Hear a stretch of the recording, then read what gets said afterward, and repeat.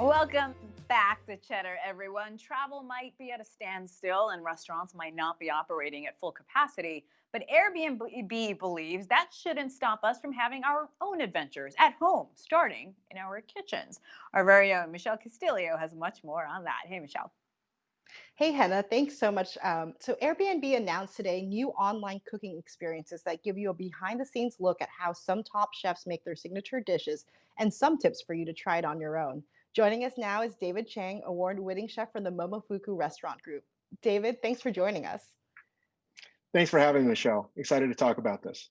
So, what can people expect from your Airbnb cooking experience? Well, I think it's going to be interesting because I think this is a better way to teach cooking right now. It's amazing how much I can show like techniques that I might not be able to do in a regular class setting. So, taking advantage of the technology and the ability to work from home.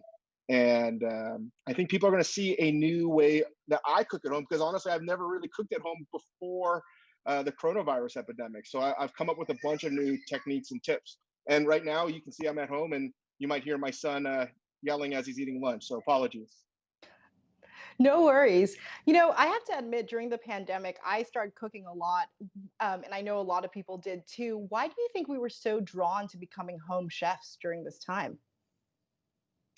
Well, I think cooking is like one of the last things where you can connect with other people. That's not a downloadable experience yet.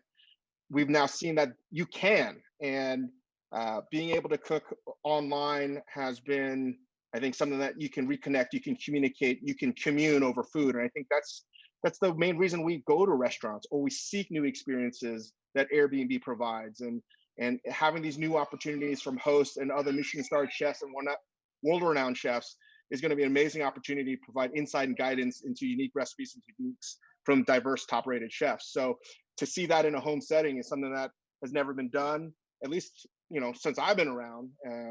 And I think it's going to be a new way to sort of commune over food. So you've been pretty outspoken online about how the restaurant industry needs to work together to survive the coronavirus pandemic. I know you shared Momofuku's plan with other restaurants and told them, like help us, and you asked for feedback from the community. You also called out Texas for not doing enough to protect diners and restaurateurs. What have you learned so far, and what advice do you have for other restaurants out there? Well, the reason I love Texas, number one, I was just very angry because they were one of the first states, I think, behind Georgia that didn't go, that sort of reopened their doors. And I think basically I could talk a lot about this. I'll just keep it brief that, I think our government needs to do a better job of providing sort of guidance for our industry, for our employees and our diners.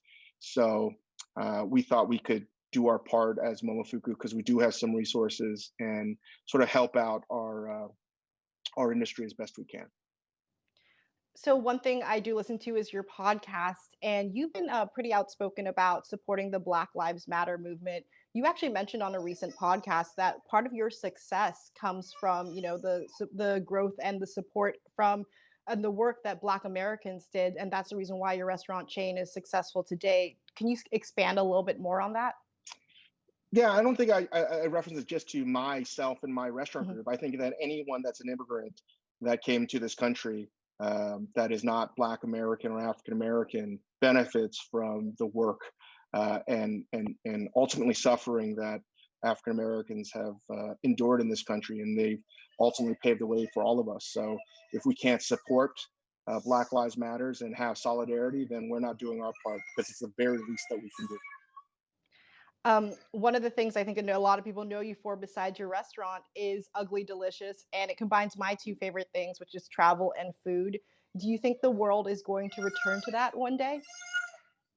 Of course it will, and I hope that people will go back to. I mean, I know that people are already, but seeking out new experiences and traveling, and I think that's ultimately what Ugly Delicious was about, was showing that the world is ultimately different but so similar, and connecting over food and travel and experiences is an amazing thing that Airbnb is providing, and ultimately too. One thing I wanted to mention is that these classes that I'm offering via Airbnb's online cooking experiences. 100% of the proceeds are going to go to the Lee Initiative and other chefs benefiting restaurant relief funds around the world, which is very important. And again, that's something that Ugly Delicious talks about as well, is supporting the restaurant community and the industry as best we can.